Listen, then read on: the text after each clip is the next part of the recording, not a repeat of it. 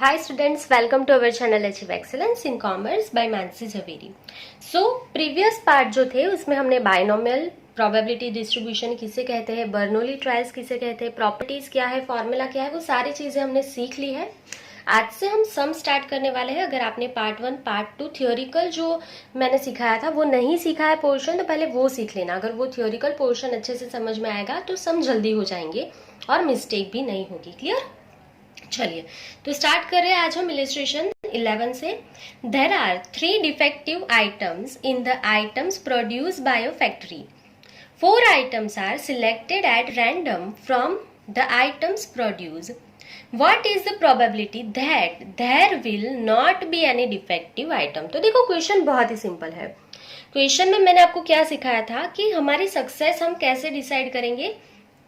तो क्वेश्चन में जो भी पूछा होगा उस हिसाब से डिसाइड करेंगे, हम खुद से नहीं डिसाइड करेंगे, पहले ये समझ लो।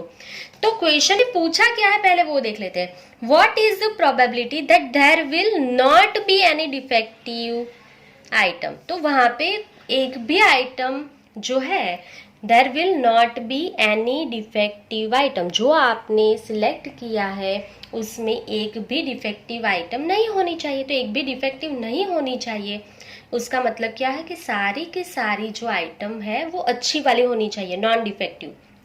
क्लियर? तो देखो सपोज ये समझो कि ये जो है ये एक बॉक्स है, ठीक है, ये एक बॉक्स है। अभी उसमें क्या बोला है कि देयर आर 3% डिफेक्टिव आइटम्स, ठीक है। तो ये फैक्ट्री में जितने भी यूनिट्स प्रोड्यूस हो रहे हैं ना उसमें से 3% जो है डिफेक्टिव है, ठीक है। तो बाकी के जो है वो नॉन डिफेक्टिव हो गए। 3% यहाँ पे डिफेक्टिव है तो बाकी के जो होंगे वो नॉन डिफेक्टिव आइटम्स होंगे। समझ में आया? तो आपको प्रोबेबिलिटी किसकी पूछी है, तो एक भी डिफेक्टिव नहीं होना चाहिए, मतलब सारे के सारे जो आपने सिलेक्ट किए हैं वो कैसे होने चाहिए, नॉन डिफेक्टिव होने चाहिए। समझ गए इतनी बात? चलिए तो स्टार्ट करेंगे, बहुत ही सिंपल है। तो सक्सेस की जो प्रोबेबिलिटी होती है उसे हम क्या बोलते हैं, पी बोलते हैं ना। तो हमारा पी क्या होगा यहाँ पे, P is equals to selected item is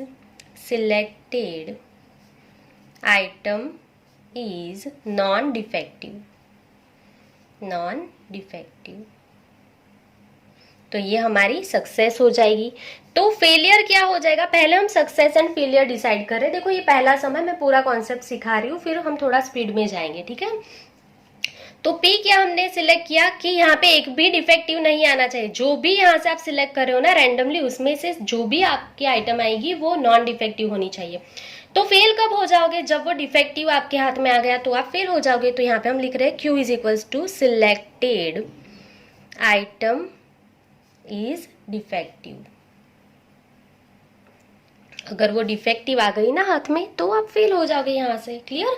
चलिए तो अभी पूरा क्वेश्चन पढ़ लेते हैं। अभी बहुत ही सिंपल था, सिर्फ हमने सक्सेस एंड फेलियर डिसाइड किया। ये हमने टाइम लेके इसके लिए किया क्योंकि मोस्टली स्टूडेंट यहाँ पे मिस्टेक कर देते हैं ना, इसके लिए। चलो तो यहाँ पे देखो there are 3 defective items in the items produce by factory. 3%, देखो मैं अंडरलाइन भी करते जा रही हूँ पेंसिल से, 3% डिफेक्टिव है। तो डिफेक्टिव तो ये रहा हमारा क्यू। हमने यहाँ पे फेलियर क्या लिया है कि अगर वो जो सिलेक्टेड आइटम है वो डिफेक्टिव है। वो कितनी है, 3%। 3% का मतलब क्या होता है, देयरफॉर 3% मतलब 3 डिवाइड बाय 100। 3% मतलब 3 डिवाइड बाय 100। तो क्यू क्या हो जाएगा आपका 0.03, ये आपका क्यू हो गया। क्लियर? तो P का फॉर्मूला तो आपको पता ही है, यहाँ पे हमने एक लाइन छोड़ी है P के लिए। P का फॉर्मूला क्या हो जाएगा, P is equals to 1 minus Q is equals to 1 minus Q क्या आया आपका 0.03। 1 में से 0.03 माइनस कर दोगे तो आपका आंसर क्या आ जाएगा 0.97। बहुत ही सिंपल था। यहाँ पे क्या बोला है, 3% डिफेक्टिव है। 3% का मतलब 3 डिवाइड बाई 100 इज 0.03। तो Q है अगर आपके पास तो P मिल जाएगा, P is equals to 1 minus Q, so 1 minus 0.03 0.97। तो इतना डिसाइड हो गया। अभी आगे पढ़ते हैं। 4 item are selected at random from this item produce. देखो यहाँ पे तो बहुत सारे आइटम्स प्रोड्यूस किए हैं, उसमें से आपको 4 सिलेक्ट करने हैं। आपको सिर्फ कितने सिलेक्ट करने हैं, 4 आइटम सिलेक्ट करने हैं। तो आपका एन क्या हो जाएगा 4। देखो बहुत ही सिंपल है एन डिसाइड करना। ये बहुत सारी आइटम्स है ये वाले बॉक्स में। ये आपने ये जो भी कंपनी है फैक्ट्री है उसने जितनी भी प्रोड्यूस किए ना आइटम कुछ भी ले लो, स्क्रू है सपोज, तो यहाँ पे बहुत सारे स्क्रूज है जो प्रोड्यूसन जिसका हुआ है, प्रोडक्शन जितना भी हुआ है वो, उसमें से आपको कितना सिलेक्ट करना है, सिर्फ 4 आइटम सिलेक्ट करना है, तो आपका एन क्या हो जाएगा 4। तो यहाँ पे लिखते जाना है N is equals to 4। P मिल गया, क्यू मिल गया, एन इज इक्वल्स टू 4 मिल गया। अभी इक्वेशन वापस रीड करेंगे, what is the probability that there will not be any defective item. तो ये जो आप 4 आइटम सिलेक्ट करने वाले हो, सपोज यहाँ से आपको 4 स्क्रू सिलेक्ट करने हैं, तो वो डिफेक्टिव नहीं होने चाहिए, तो सारे के सारे क्या होने चाहिए, नॉन डिफेक्टिव। ठीक है, सारे के सारे नॉन डिफेक्टिव होने चाहिए। तो कितने हैं आपके पास, 4 है, तो चारों के चारों नॉन डिफेक्टिव होने चाहिए। समझ में आया? तो x मिल गया। x क्या दिखाता है, number of success. Number of success ये मैंने कल पार्ट 2 में आपको सिखाया ही था। x क्या दिखाएगा, नंबर ऑफ सक्सेस। तो हम x क्या लेंगे, x इज इक्वल्स टू 4। तो ये क्या दिखाएगा, तो देयर विल, जो क्वेश्चन में लिखा है वो ही लिख देते हैं, there will not be any defective item, कोई भी डिफेक्टिव नहीं होनी चाहिए। तो सारी की सारी चारों चार जो है वो नॉन डिफेक्टिव होगी, चारों की चार जो है नॉन डिफेक्टिव स्क्रू आपको सिलेक्ट करना है। समझ में आ गया? तो बहुत ही सिंपल था, P मिल गया, Q मिल गया, N मिल गया, X मिल गया। तो अभी हम फाइंड कर सकते हैं P of X is equals to, x कितना है 4, तो आपको P of x is equals to 4 find करना है, is equals to P of 4 find करना है। तो आपको फॉर्मूला पता ही है, NCX into P raise to X into Q raise to N minus X. तो ये जो है हमारा फॉर्मूला है, NCX into P raise to X into Q raise to N minus X. And x कौन सी वैल्यू यहाँ पे लेगा, तो हम लिख लेंगे x इज इक्वल्स टू 0 से लेके 1, 2 से लेके n तक। क्लियर? क्योंकि हमें यहाँ पे टोटल n पता नहीं है, इसके लिए हमने लिख लिया n तक जाएगा। क्लियर? चलिए, तो इसको सिर्फ सॉल्व करना है आपको।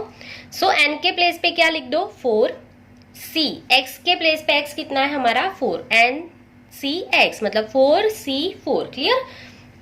Into P raise to, P क्या है आपका 0.97, उसकी पावर x, x मतलब कितनी 4, इंटू क्यू आपका कितना है 0.03, उसकी power n minus x, n कितना है आपका 4 एंड x कितना है 4, 4 माइनस 4। क्लियर? चलिए, तो 4c4 का आंसर क्या होता है मैंने सिखाया है, 4 से 4 प्लेस तक जाएंगे, नीचे भी 4 से 4 मतलब n का आंसर हर बार क्या होता है 1 ही होता है, ये सीख चुके हम। क्लियर? डायरेक्टली लिख रहे हैं। अभी 0.97 की कितनी पावर करनी है, 4 पावर। तो अभी कैलकुलेटर में उसे कैसे करना है, 0.97 की 4 पावर करनी है। देखो कि बहुत जल्दी कैसे करेंगे, इनटू दबाना है। ठीक है, देखो बहुत सिंपल है, मैंने क्या लिखा है कैलकुलेटर में 0.97 लिखा, इनटू दबाया एक बार। अभी क्या करना है, 4 पावर चाहिए ना, तो यहाँ पे इज इक्वल्स टू पे मैंने यहाँ पे एक बार दबाया, तो बोलेंगे क्या, ये 2 पावर मिलेगी। ठीक है, आपको बोलना क्या है 2, 3, 4, तो ये आपको 4 पावर मिल जाएगी। और एक बार सिखा देती हूँ कैसे पावर जल्दी जल्दी फाइंड करना है। तो 0.97 उसकी 4 पावर चाहिए आपको, तो इंटू एक बार दबा दो। अभी यहाँ से क्या बोलना है 2, 3, 4, क्योंकि एक तो ऑलरेडी लिखा है, आपको क्या बोलना है 2, 3 एंड 4, 3 टाइम्स इसको दबा देना है, तो आपका 4 पावर मिल जाएगा आपको। ठीक है, बहुत ही सिंपल है। तो 4 पावर हमें यहाँ पे मिल गई है 0.88529, तो यहाँ पे हम लिख लेंगे 0.8852, 2 के बाद क्या है 9। तो देखो 4 डिजिट में प्रोबेबिलिटी में आंसर लिखना कंपलसरी है, तो 2 के बाद 9 है, तो हम क्या लिखेंगे 3 लिखेंगे। ठीक है, यहाँ पे आपका क्या रूल लगेगा कि आपका 5th डिजिट जो है 5 से ज्यादा है, तो आप 4th डिजिट में एक ऐड कर दोगे। क्लियर? तो यहाँ पे अभी क्या करना है 0.03, 4 माइनस 4 मतलब 0.03 की 0 पावर। देखो किसी की भी पावर 0 करोगे तो आंसर क्या आएगा 1 आएगा। क्लियर? तो 1 into 0.8853 into 1 is 0.8853। So that's it, आपको आंसर मिल गया है कि एक भी आपकी आइटम जो है वो जो है डिफेक्टिव नहीं होगी, नॉन डिफेक्टिव होगी, उसकी प्रोबेबिलिटी क्या आ गई 0.8853। क्लियर? तो फाइनल आंसर लिख लेंगे। So therefore the probability of getting no defective items is 0.8853. So that's it. Clear. बहुत ही सिंपल था क्वेश्चन. अभी देखो कुछ कुछ बच्चे क्या बोलेंगे ना कि अगर हमने सक्सेस एंड फेलियर जो है वो गलत एज्यूम कर लिया तो क्या होगा. ठीक है, तो ये पहला सम है, मैं पूरा कॉन्सेप्ट सिखा रही हूँ. हाँ, थोड़ा टाइम लग जाएगा ये वाले सम में, पर आप पूरा समझ जाओगे. अगर आपकी मिस्टेक भी होती है ना तो भी आंसर आ जाएगा, क्योंकि सक्सेस एंड फेलियर यहाँ पे फिक्स नहीं होता है. देखो अब सोचो, यहाँ पे मैंने लिखा P जो है नॉन डिफेक्टिव मैंने सिलेक्ट किया. मैंने बोला है हर बार ना क्वेश्चन जल्दी कैसे हो जाएगा, क्या पूछा है वो देख लो तो जल्दी हो जाएगा. पर सपोज करो कि आपने उल्टा ले लिया ये वाले क्वेश्चन में, तो कैसे सॉल्व करोगे. तो देखो सपोज P ले लिया, सिलेक्टेड आइटम इज डिफेक्टिव. यहाँ पे मैंने नॉन डिफेक्टिव लिया था. अगर आपने डिफेक्टिव ले लिया तो क्या होगा. देखो तो अगर सिलेक्टेड आइटम जो है वो डिफेक्टिव है तो डिफेक्टिव कितना है 3%. तो अगेन 3 डिवाइड बाई 100, तो P हो जाएगा आपका 0.03. यहाँ पे आप देखो P आपका क्या हो जाएगा 0.03. अभी Q देखो, Q is equals to selected item is क्या हो, ले लो आप नॉन डिफेक्टिव. सिलेक्टेड आइटम क्या है, नॉन डिफेक्टिव है. तो 1 माइनस P, 1 माइनस 0.03, तो Q क्या हो जाएगा 0.97. क्लियर. तो Q is equals to 1 minus P, तो ये आपका Q हो गया 0.97. अभी आपका N क्या है, आपने कितने सिलेक्ट करना है, आपको 4 आइटम सिलेक्ट करना है, तो N यहाँ पे भी 4 है. अभी X इज इक्वल्स टू, अभी यहाँ पे देखो, यहाँ पे आपको मिस्टेक नहीं करना है, यहाँ से अच्छे से देखना. What is the probability that there will not be any defective item? वहां पे एक भी डिफेक्टिव आइटम नहीं होना चाहिए. देखो तो यहाँ पे हमने सक्सेस क्या लिया है, डिफेक्टिव आइटम, पर एक भी डिफेक्टिव नहीं होना चाहिए, तो x क्या हो जाएगा 0. ठीक है, हमने सक्सेस क्या लिया कि सिलेक्टेड आइटम डिफेक्टिव है, पर क्वेश्चन में क्या पूछा है कि एक भी डिफेक्टिव नहीं होना चाहिए, मतलब आपको फाइंड क्या करना है 0. x का वैल्यू क्या हो जाएगा 0 का मतलब क्या है, there will not be any defective item. बहुत ही सिंपल था, मतलब आपको P of 0 फाइंड कर लेना है. P of x is equals to 0 is equals to P of 0 find कर लो तो आपको सक्सेस मिल जाएगा. तो is equals to NCx into P raise to x into Q raise to n minus x, where x is equals to 0 1 2 से लेके n तक. तो सिर्फ वैल्यू अप्लाई कर देंगे, n के प्लेस पे 4, x के प्लेस पे 0. P कितना है आपका 0.03, उसकी पावर x मतलब 0, एंड 0.97 उसकी पावर 4 माइनस 0. सो 4 से 0 का आंसर 1, किसी की भी पावर 0 मतलब आंसर 1. 0.97 की 4 पावर अभी हमने की थी, क्या आया था 0.8853. तो अगेन देखो आपका आंसर आ गया 0.8853. समझ में आया. तो मैथ्स जैसे हम कैसे भी कर सकते हैं ना, वैसे ये वाले सम भी बहुत ही सिंपल होते हैं. पर क्या होता है ना कि अगर आप क्वेश्चन देख लेते हो ना तो जल्दी समझ में आ जाता है, कुछ भी मिस्टेक नहीं होता. तो टेक्स्ट बुक में दोनों में से कोई एक ही दिया होगा, आपको जो भी अच्छा लगा हो वो आप लेके गिन सकते हो. सो फाइनल आंसर यहाँ पे भी सेम रहेगा.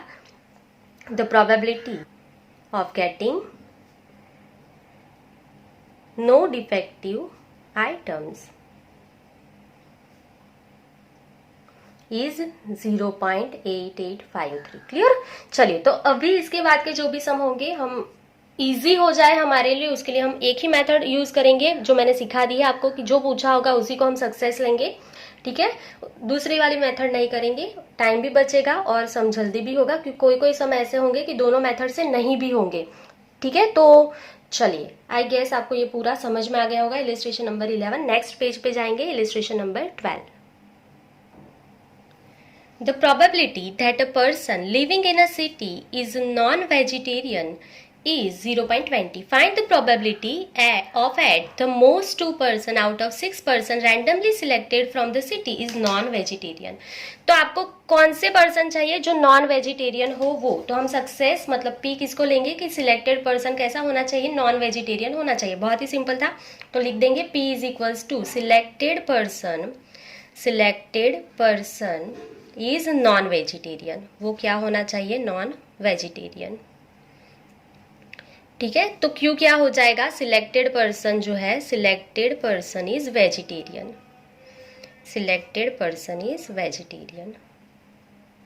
क्लियर. चलिए, तो यहाँ पे अभी क्वेश्चन रीड कर लेंगे. तो probability that a person living in a city is a non vegetarian is 0.20. तो वो नॉन वेजिटेरियन है, उसका प्रोबेबिलिटी 0. मतलब P आपका 0.20 है. P मिल गया आपको. तो Q मिल जाएगा 1 minus P is equals to 1 minus 0.20, तो आंसर क्या आ जाएगा 0.80। क्लियर? चलिए अब आगे क्या बोला है, find the probability of at the most 2% out of 6%। Total आपने कितने परसेंट सिलेक्ट किए हैं, 6%, मतलब आपको n मिल गया, n is equals to 6। Clear? चलिए तो P मिल जाए, Q मिल जाए, n मिल जाए, उसके बाद मेन आपका जो काम होगा वो x क्या है वो देखना है, क्योंकि x मिलेगा तो ही फॉर्मूला हम यूज कर पाएंगे। x क्या होगा आपका, at the most 2% out of 6% randomly selected from the cities non vegetarian, मतलब मोस्ट 2%, मतलब 6 में से ज्यादा 2 लोग ही नॉन वेजिटेरियन होने चाहिए, ज्यादा से ज्यादा 2 लोग। समझ में आया? तो देखो x कौन सी वैल्यू लेता है ये कभी नहीं भूलना चाहिए। x यहाँ पे क्या होगा, 0, 1, 2, 3, 4, 5, 6% आप ले रहे हो, 0 को नहीं भूलना है। अभी उसने क्या बोला, at the most 2% out of 6, ज्यादा से ज्यादा 2 लोग ही यहाँ पे नॉन वेजिटेरियन हो सकते हैं, ज्यादा से ज्यादा 2, तो कम से कम क्या आएगा, 0% नॉन वेजिटेरियन होंगे, या तो 1% नॉन वेजिटेरियन होगा, या तो 2% नॉन वेजिटेरियन होंगे। समझ में आया? बहुत ही सिंपल था। तो एक्स लिख देंगे यहाँ पे at the most 2% out of at the most 2% out of 6% is non vegetarian. Clear? तो इसका मतलब क्या है, P of x is less than और इक्वल्स टू 2। इसका मतलब क्या है, x इज लेस देन और इक्वल्स टू 2। ज्यादा से ज्यादा 2 लोग ही नॉन वेजिटेरियन होने चाहिए, तो कम से कम कितने होंगे, 0 भी हो सकते हैं नॉन वेजिटेरियन, ठीक है, फिर 1 नॉन वेजिटेरियन हो सकता है, या तो 2 नॉन वेजिटेरियन हो सकते हैं। क्लियर? तो बस अभी फाइंड कर लेना है now P of x is less than और इक्वल्स टू 2, ये हमें फाइंड करना है। तो कैसे फाइंड करेंगे, फॉर्मूला तो आपको पता ही है, NCx into P raise to X into Q raise to n minus X, and x क्या वैल्यू लेगा, 0, 1, 2 से लेके n तक। टोटल कितने पर्सन है वो पता नहीं है, हमने कितने सिलेक्ट किया उसमें से 6, ठीक है, तो ये जो x है वो n तक जाएगा। ये फॉर्मूला के लिए है तो यहाँ पे लिख देना है।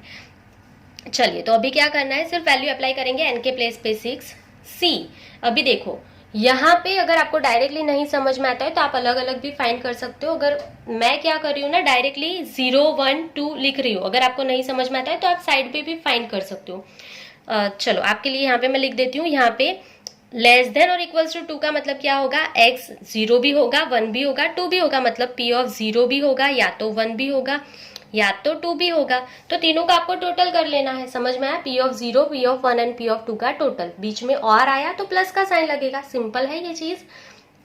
चलिए तो 6c 0, P ऑफ 0 के लिए फॉर्मूला लिख रहे हैं, ठीक है, 6c 0 इंटू P हमारा फिक्स है 0.20, उसकी पावर 0, x मतलब 0, Q का मतलब क्या है 0.80, n माइनस 0 मतलब 6 माइनस 0। ये हो गया P ऑफ 0 का फॉर्मूला, ठीक है। नहीं समझ में आता है तो यहाँ पे एक बिग ब्रैकेट बना के लिखते जाओ, मिस्टेक नहीं होगी अगर नहीं समझ में आ रहा है तो ये P ऑफ 0 है। आप साइड पे फाइंड करके भी लास्ट में टोटल कर सकते हैं, जैसे भी आपको कंफर्टेबल हो वैसे आप कैलकुलेट कर सकते हैं।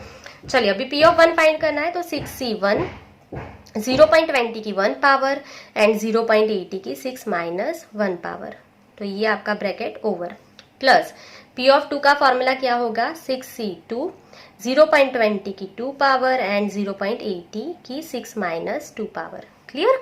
चलिए तो अभी सिर्फ इसे सॉल्व कर लेना है। 6 से 0 का आंसर 1 ही होता है, 6 से कहीं भी नहीं जाना है, मतलब 1। 0.20 की 0 पावर वो भी 1 होती है, 0.80 के 6 पावर, तो क्विकली कैलकुलेटर में कर लेंगे, 0.80 लिखना है इंटू अभी क्या बोलना है 2, 3, 4, 5, 6, तो आंसर मिल जाएगा। जो भी आंसर मिलता है 4 डिजिट में लिखना है, 0.2621, 21 के बाद देखो 4 है तो हम 21 ही रहने देंगे, 4 डिजिट में आंसर लिखना कंपलसरी होता है। तो ये पहला आंसर मिल गया आपको, प्लस दूसरा आंसर 6c1, 6 से एक प्लेस पे जाओ, nc1 का आंसर n ही होता है, मतलब 6 ही होता है। 0.20 की 1 पावर 0.20 ही होगी, 0.80 की 6 माइनस 1 पावर मतलब 5 पावर, तो 0.80 की 5 power 0.8 into 2, 3, 4, 5, so answer 4 digit में लिख देंगे 0.3276। 76 के बाद क्या है 8 है, तो आपको 77 लिखना है कंपलसरी, मिस्टेक मत करना। चलिए प्लस 6 से 2 का आंसर क्या होगा, तो 6 से 2 प्लेस पे जाओ, मतलब 6 इंटू 5 डिवाइड बाई 2 से 1 तक, 2 इंटू 1। क्लियर। चलिए इसको बाद में कट कर लेंगे। 0.20 का 2 पावर क्या होगा, 0.04। 0.80 की 6 माइनस 2 मतलब कितनी पावर, 4 पावर, तो 0.8 into 2 3 4, so answer is 0.4096। Clear. चलिए तो यहाँ पे P of 0, P of 1, P of 2 ये हमने सॉल्व कर लिया। तो अभी लिखते जाएंगे 1 इंटू 1 इंटू 0.2621, तो 2621 ही आएगा। चलिए अभी प्लस क्या लिखा है यहाँ पे, प्लस 6 इंटू 0.20, 6 इंटू 0.20 इंटू 0.3277, सो यहाँ पे आंसर आ जाएगा 0.3932। 32 के बाद 4 है तो हम 32 ही रहने देंगे। प्लस यहाँ पे देखो 2 1 ज़ा 2, 3 2 ज़ा 6, 5 3 ज़ा 15, तो 15 इंटू 0.04 इंटू 0.4096, तीनों का मल्टीप्लाई किया, सो आंसर इज 0.2457। 57 के बाद क्या है, 6 है, तो 7 की जगह पे क्या लिख दो, 8।